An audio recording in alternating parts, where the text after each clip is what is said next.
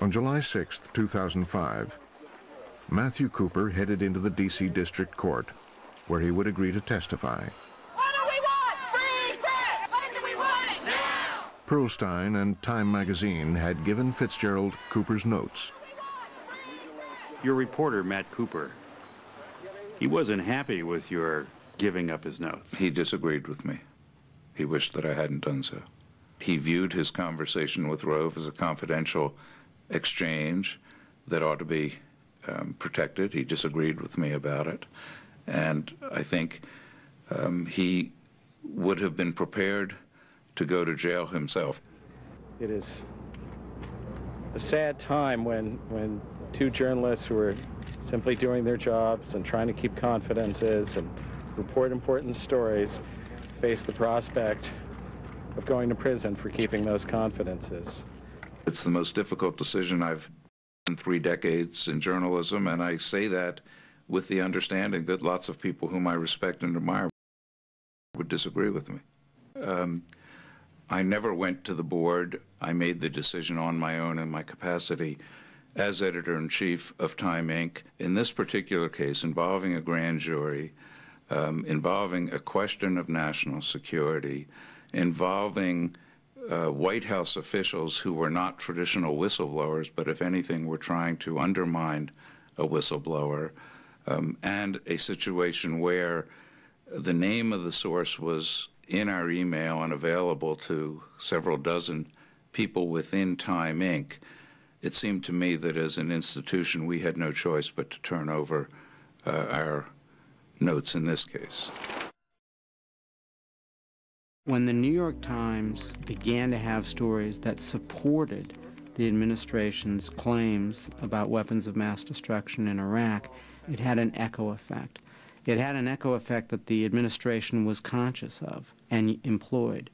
What specifically has he obtained? We now know that you had people talking to key reporters doing these stories for the Times. There's a story in the New York Times this morning.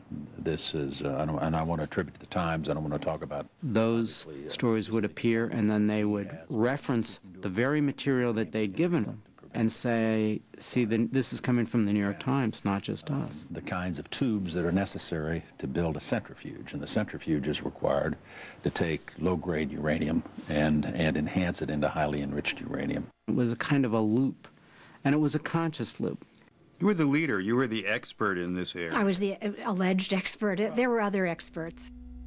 Judith Miller was one of the Times' lead reporters on the WMD story. She had covered terrorism for over a decade. You've said that you may have gotten some of the stories wrong because your sources were wrong. Right. They gave me information that I believe they believed.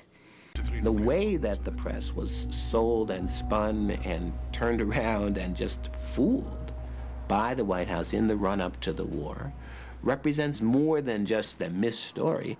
In fact, there was some WMD reporting that did get the story right.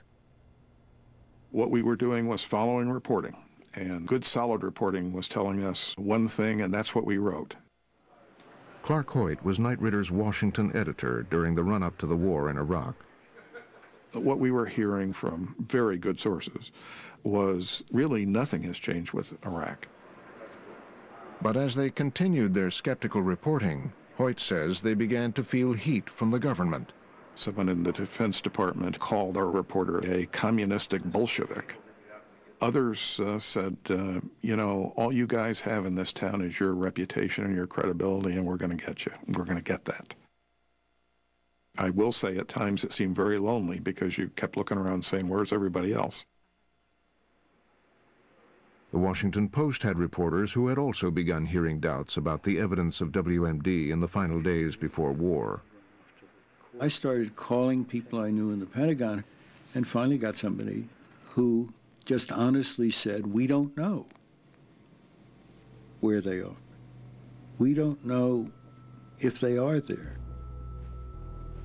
And then somebody in the agency did the Potemkin Village idea that Saddam Hussein was making believe he had the stuff when he didn't. That led up to the piece 2 days before the war that it might not be there. Pincus's story ran on page 13. The lead headline of the Post that day was, "President tells Hussein to leave Iraq within 48 hours or face invasion."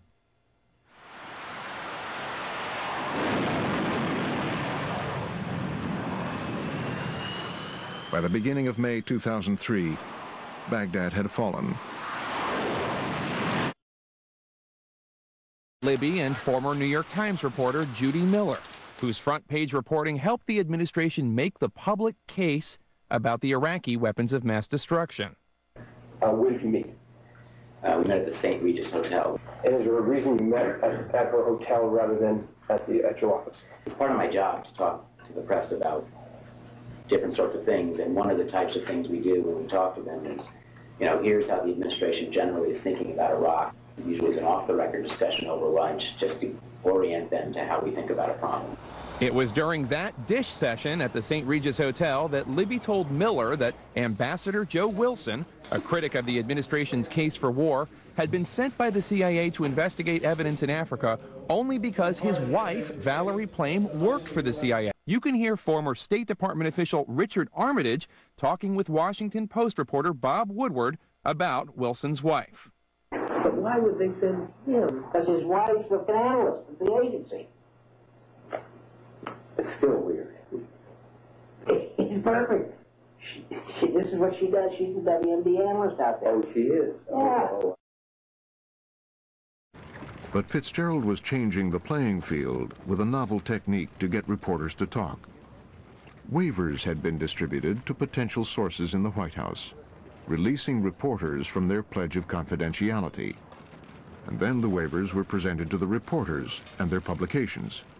We're told the source had come forward, had identified himself as the one who talked to me about it, and had released me, talked to the prosecutor about it, if at the same time I never mentioned his name publicly, and I never have. But you did testify. I gave a deposition, yeah. Well, which is testimony. Yeah, Sworn didn't go to the testimony. grand jury. It wasn't as dramatic as all that. And I was never asked to identify my source, and I never did, because the prosecutor knew who the source was. One of the agreements with the prosecutor was I wouldn't be asked. Which brings us back to Joe Wilson. Remember, he's the former U.S. ambassador sent to Africa to investigate the tip to Dick Cheney that Saddam Hussein had tried to buy uranium for nuclear weapons. Wilson thought he'd debunked that rumor. Then, in the State of the Union address, he heard these 16 words. The British government has learned that Saddam Hussein recently sought significant quantities of uranium from Africa. It was a crucial moment. Now there could be little doubt. Saddam had weapons of mass destruction, and he wanted a nuclear bomb. When you hear the president in that State of the Union address, what possible explanation? Well, then it became clear to me that there had been a deliberate attempt on the part of some members of the government to deceive the U.S. Congress and deceive the American people, and indeed, given the fact that the State of the Union address is broadcast around the world, deceive the world as to the nature of the threat posed by Saddam's nuclear programs. Wilson says he trusts the administration to retract the statement, then decided to go public himself with this op-ed article in the New York Times. The White House wasn't pleased. They had a political agenda that included maintaining support for this war, and they did not want that support to erode by a number of people coming out and saying you were flat wrong, or you lied about this, or you deceived the American people about this. The White House still maintains there is evidence to suggest Saddam Hussein tried to buy African uranium. But according to Joe Wilson, that's no longer the issue.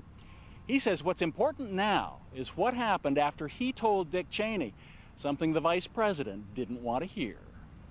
Joe Wilson didn't know it at the time, but he says that after he began to speak out, a meeting was convened at the White House in the office of the vice president.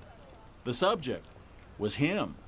This is a bunch of White House political hacks deciding that they're going to run an intelligence operation, find out everything they can about Joe Wilson. And during the course of running that operation, they apparently unearthed my wife's name and her profession. The next week, Washington Post columnist Bob Novak revealed that profession in print. It's no small point, because Wilson's wife, Valerie, is a CIA agent. How beyond the pale is it for someone in the administration to reveal to a journalist like Bob Novak the identity of an undercover CIA? It's a betrayal of national security. It is essentially the betrayal of our country. It is a treasonous act. It may never be prosecuted as such, but it is an act of betrayal of the country. Novak will only say he got the information from 2 senior administration officials. Joe Wilson is convinced the leak was intended as revenge against him and a message to others, and he believes it originated at that meeting.